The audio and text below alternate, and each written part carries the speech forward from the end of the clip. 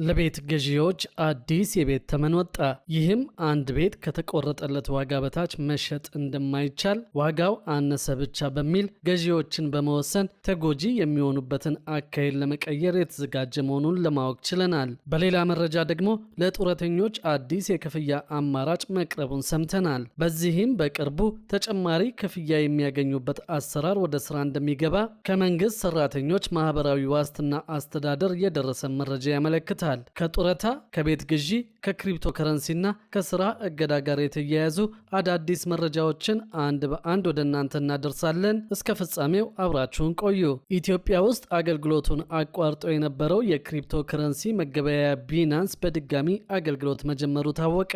ኩባንያው በኢትዮ ቴሌኮም አማካኝነት እንደገና አገልግሎት መስጠት መጀመሩን አስታውቀዋል። ኩባንያው በድጋሚ አገልግሎት መስጠት የጀመረው ከሀገሪቱ የክሪፕቶ ከረንሲ ተቆጣጣሪ አካላት ጋር በደረሰበት መግባባት መሰረት መሆኑን አስታውቀዋል። መንግስት ብርን ከክሪፕቶ ከረንሲ ግብይት ለመነጠል የሚያስችሉ እርምጃዎች መውሰድ መጀመሩን ተከትሎ ቢናንስንና የቴሌግራም ዋሌትን የመሳሰሉ ዓለም አቀፍ የክሪፕቶ መገበያያዎች ስራ ማቆማቸው ተዘግቦ ነበር። የኢትዮጵያ መንግስት ብርን ከስውር የገንዘብ ዝውውር ወይም ክሪፕቶ ከረንሲ ጥቅም ላይ እንዳይውል እርምጃ መውሰድ መጀመሩን የታወቀው ባለፉት ሳምንታት በዋናነት ብሔራዊ ባንክ የሚመራው ይህ ብርን ከክሪፕቶ ከረንሲ የመነጠል እርምጃ አካል የሆነ በርካቶች የሚጠቀሙባቸውን የመገበያያ መተግበሪያዎች በኢትዮጵያ እንዳይሰሩ እገዳ ሲደረግባቸው ቆይተዋል። በእነዚህ መተግበሪያዎች በመጠቀም የሸቀጥና የአገልግሎት ግብይት የሚፈጽሙ ነጋዴዎች እንዲሁም ደግሞ የማህበራዊ ሚዲያ ይዘት አቅራቢዎችና ተጽዕኖ ፈጣሪዎች መስተጓጎል እንደገጠማቸው ተናግረዋል። የባንኩ እርምጃ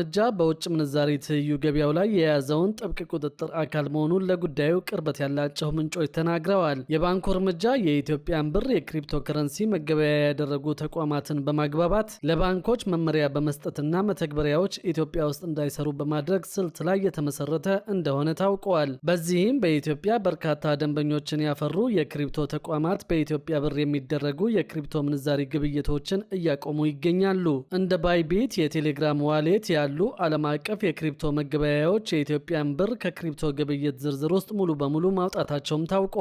የክሪፕቶ ግብይት በአብዛኛው የሚመራው በጥቁር ገበያ የምንዛሪ ተመን በመሆኑ ብሔራዊ ባንክ ለነጻ ገበያ ለተወው የውጭ ምንዛሪ ገበያ መረጋጋት እንደ ትልቅ ፈተና እንደወሰደው ታውቋል። ባንኩ ከ3 ወራት ገደማ በፊት በብር የሚደረጉ የክሪፕቶ ግብይቶች በኢትዮጵያ ያልተፈቀደ ህገወጥ ተግባር መሆኑን ገልጦ ነበር። ማንኛውም በብር የሚደረጉ የክሪፕቶ ግብይቶች ያለ ባንኩ ፈቃድ ማከናወን የተከለከለ መሆኑንም ማሳሰቡ ይታወሳል። በሌላ መረጃ ደግሞ ለጡረተኞች አዲስ የክፍያ አማራጭ መቅረቡን ለማወቅ ችለናል። በዚህም በቅርቡ ተጨማሪ ክፍያ የሚያገኙበት አሰራር ወደ ስራ እንደሚገባ ከመንግስት ሰራተኞች ማህበራዊ ዋስትና አስተዳደር የደረሰ መረጃ ያመለክታል።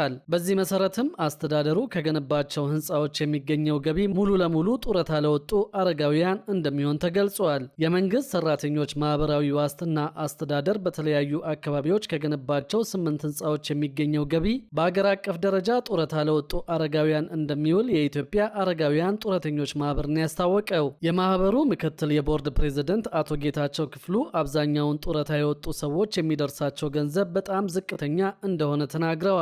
ይህንንም ግንዛቤ በማድረግ መንግስት በ2011 ዓ.ም 69 በመቶ በ2015 ዓ.ም ደግሞ 76 በመቶ ለጡረተኞች ጭማሪ ማድረጉን ገልጸዋል። የችግሩንም አሳሳቢነት በመረዳት የመንግስት ሰራተኞች ማህበራዊ ዋስትና አስተዳደር በአዲስ አበባ ከተማ 4፣ በባህር ዳር 1፣ በጅማ 1፣ በሐረር 1፣ በሐዋሳ 1 ህንፃዎችን የገነባ ሲሆን በቅርቡ ከነዚህ ህንፃዎች የሚገኘው ገቢ ሙሉ ለሙሉ ለጡረታ ለወጡ ሰዎች እንደሚውል ተናግረዋል። የህንፃዎቹ ገቢ ምን ያለው የሚለው ለጊዜው እንደማይታወቅ የገለጹት አቶ ጌታቸው ነገር ግን አሁን ላይ ካለው ነባራዊ ሁኔታ አንጻር የአሰራር መዘርጋቱ ጡረተኞች የተሻለ ነገር እንዲያገኙ የሚያስችል እንደሆነ ገልጸዋል።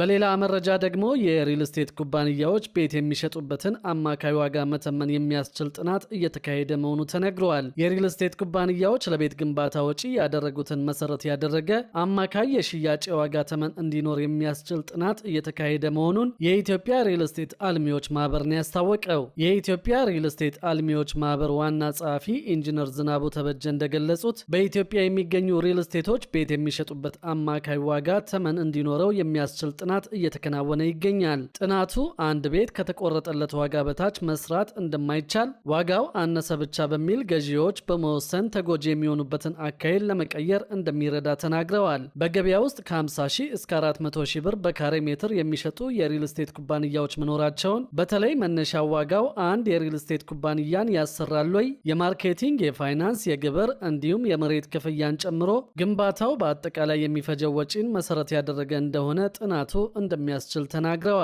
በጥናቱ መሰረት በከፊልና ሙሉ ለሙሉ ያለቁ ቤቶች ዋጋቸው ስንት ይሁን የሚል አማካይ የዋጋ ተመን እንደሚቆረጥም ገልጸዋል። ጥናቱን ማድረግ ያስፈለገበትን ምክንያት ሲያስረዱም አንዳንድ የሪል ስቴት ኩባንያዎች ሌሎች ኩባንያዎች የሚሸጡበት ዋጋ ተጽዕኖ አሳድሮባቸው ተመሳሳይ ዋጋ የሚያስከፍሉበትን አሰራር መኖሩን ማህበሩ ከደረሰበት ግንዛቤ መነሻ በማድረግ መሆኑን ኢንጂነር ዝናቡ ገልጸዋል። አጠቃላይ ወጪዎችን መሰረት ያደረገ የዋጋ ተመን እንዲኖር ጥናቱ እንደሚረዳ አስረድተው ጥናቱ የሪል ስቴት ኩባንያዎችን በዚህ ዋጋ ሽጡ ለማለት እንዳልሆነና አንድም ቤት ያለ ዋጋው ልሽጥላችሁ ብሎ የሚመጣ ሪል ስቴት ኩባንያን እንዴት ብሎ መጠየቅ የሚያስችል እንደሚሆን ጠቁመዋል። ከዚህ በፊት ዋጋው ርካሽ ነው በሚል ገንዘባቸውን ሰጠው የከሰሩ ዜጎች መኖራቸውን ያስታወሱት ኢንጂነር ዝናቡ የዋጋው ተመን ቤቶች የተገነቡበትን ቦታ ያማከለ እንዲሆን እንደሚያስችልም ተናግረዋል። የሪል ስቴት ኩባንያዎች አማካይ ዋጋው እስከሚወጣ የራሳቸውን አጠቃላይ የግንባታ ወጪያቸውን መሰረት ያደረገ ተመን እንዲኖራቸው በኃላፊነት ሊሰሩ እንደሚገባ አሳስበዋል። በሌላ መረጃ ደግሞ ሐሰተኛ የሂሳብና የኦዲት ሪፖርት ባቀረቡ 47 ባለሙያዎች ላይ እርምጃ መወሰዱ ተገለጸ። ሐሰተኛ የሂሳብና የኦዲት ሪፖርት ማቅረብን ጨምሮ 13 ያህል የሕግ ጥሰቶችን የፈጸሙ 47 የሂሳብና የኦዲት ባለሙያዎች ሪፖርት አቅራቢ ድርጅቶችና አካላት የተለያየ ሕጋዊ እርምጃ እንደተወሰደባቸው የኢትዮጵያ ሂሳብ አያያዝና ኦዲት ቦርድ ገለጸ።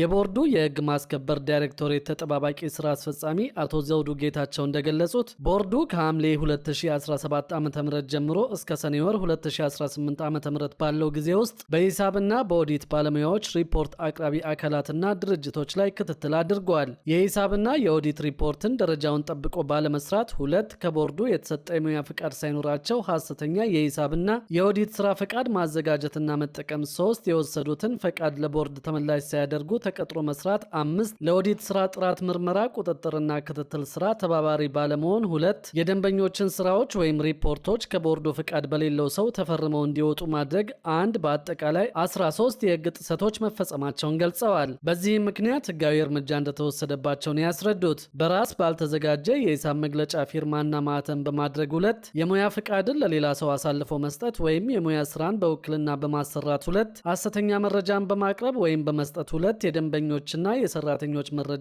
አደራጅቶ ባለመያዝ 3 ከደንበኞቻቸው ጋር የስራ ስምምነት ሳያደርጉ የሂሳብና የኦዲት ስራ መስራት 2 ለስራ አስፈላጊ የሆነ ቢሮ ይዞ ባለመስራት 3 የመረጃ ልውውጦችን ለቦርዱ እንዲያሳውቁ በሚጠበቅባቸው ጊዜ ውስጥ ባለማሳወቅ 20 በአጠቃላይም 47 የሂሳብና ኦዲት ባለሙያዎች ሪፖርት አቅራቢ ድርጅቶችና አካላት የሕግ እርምጃ እንደተወሰደባቸው ጠቁመዋል። የሕግ ጥሰቶቹ በሂሳብና የኦዲት ባለሙያዎች ድርጅቶች በሪፖርት አቅራቢ አካላት በተደጋጋሚ የተፈጸሙ መሆናቸውንም ገልጸዋል። ቦርዱ በሕግ በተሰጠው ስልጣን መሰረት ከላይ የተዘረዘሩትን ጥፋቶች በፈጸሙ አካላት የሙያ ፍቃድ መሰረዝ፣ የሙያ ፍቃድ ለተወሰነ ጊዜ ማገድ፣ በተመረጡ የኦዲት ደረጃዎች ላይ ስልጠና ወስደው ማስረጃ እንዲያቀርቡ ማድረግ፣ የሂሳብ መግለጫዎችን ደረጃውን ጠብቀው በድጋሚ አዘጋጅተው እንዲያቀርቡ ማድረግ፣ የገንዘብ መቀጮ፣ የጽሑፍ ማስጠንቀቂያ መስጠቱን ተናግረዋል። ወንጀል ነክ የሆኑ ጉዳዮች ተጨማሪ የሕግ ምርመራ ተደርጎባቸው እርምጃ እንዲወሰድባቸው ለፍትህ አካላት መተላለፋቸውንም ነው አቶ ዘውዱ ጨምረው የተናገሩት። የኢትዮጵያ የሂሳብ አያያዝና ኦዲት ቦርድ በኢትዮጵያ የሂሳብ ሪፖርት አዘገጃጀትና ኦዲት አደራረግ ስርዓት ላይ ዓለም አቀፍ ደረጃዎችን በማስተዋወቅ ግልጽነትን፣ እምነትንና የህዝብ ጥቅምን ማስጠበቅ ዓላማው አድርጎ እየሰራ የሚገኝ ተቋም መሆኑ ይገለጻል። ተቋማት ዓለም አቀፍ የፋይናንስ ሪፖርት ማድረጊያ መስፈርቶችን እንዲከተሉ ማድረግ እና መከታተል፣ በህዝብ ጥቅም ላይ የተመሰረቱ የሂሳብና የኦዲት ባለሙያዎችን ፈቃድ መስጠት፣ መዝገብ መያዝና የሙያ ብቃታቸውን መቆጣጠር፣ የኦዲት ጥራት ቁጥጥር ማድረግ፣ የሂሳብ ሪፖርት አቀራረብ ህጎችን ማስፈጸም ቦርዱ ተግባራቱ መሆናቸውን ያክላል። በሌላ መረጃ ደግሞ በ1997 እና በ2005 ለ20/80 እና ለ40/60 የቤት ተመዝጋቢዎች በ2005 ዓ.ም ተመዝግባችሁ የ40/60 የቤት ዕድል እየጠበቃችሁ ላላችሁ በሙሉ ሊኖርባችሁ የሚገባው ወራዊ የቁጠባ መጠንን በተመለከተ አዲስ መረጃ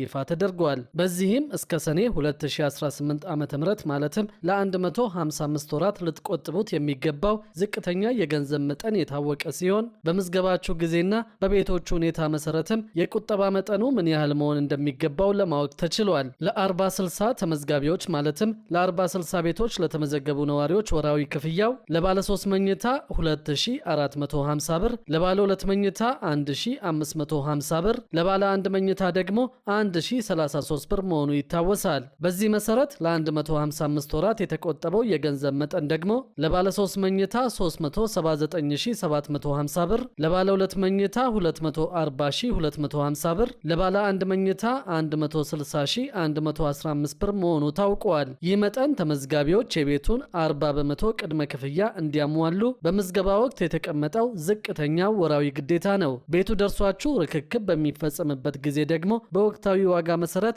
ጭማሪ የሚኖር ይሆናል። ለምዝገባ የሚያስፈልግ የቁጠባ መጠንን በተመለከተ ለነባር ማለትም ለ20/80 የ1997 ተመዝጋቢዎች ለባለ 3 መኝታ 685 ብር፣ ለባለ 2 መኝታ 561 ብር፣ ለባለ 1 መኝታ 274 ብር፣ ለስቱዲዮ መኝታ 151 ብር እንደሆነ ይታወቃል። በዚህ መሰረት ለ155 ወራት የተቆጠበው የገንዘብ መጠን ደግሞ ለባለ 3 መኝታ 106175 ብር፣ ለባለ 2 መኝታ 86955 ብር፣ ለባለ 1 መኝታ 42470 ብር፣ ለስቱዲዮ ደግሞ 23405 ብር መሆኑ ታውቋል። በአዲስ ማለትም ለ20/80 የ2005 ተመዝጋቢዎች ወራዊ ክፍያው ለባለ 3 መኝታ 489 ብር፣ ለባለ 2 መኝታ 401 ብር፣ ለባለ 1 መኝታ ደግሞ 196 ብር እንደነበር ይታወቃል። በዚህም መሰረት ለ155 ወራት የተቆጠበው የገንዘብ መጠን ደግሞ ለባለ 3 መኝታ 75795 ብር፣ ለባለ 2 መኝታ 62155 ብር፣ ለባለ 1 መኝታ 30380 ብር መሆኑ ታውቋል። ይህ መጠን ተመዝጋቢዎች የቤቱን 20 በመቶ ቅድመ ክፍያ እንዲያሟሉ በምዝገባ ወቅት የተቀመጠ ዝቅተኛው ወራዊ ግዴታቸው ነው። ቤቱ ደርሷችሁ ርክክብ በሚፈጸምበት ጊዜ ደግሞ ወቅታዊ የዋጋ ጭማሪ እንደሚኖር ሰምተናል።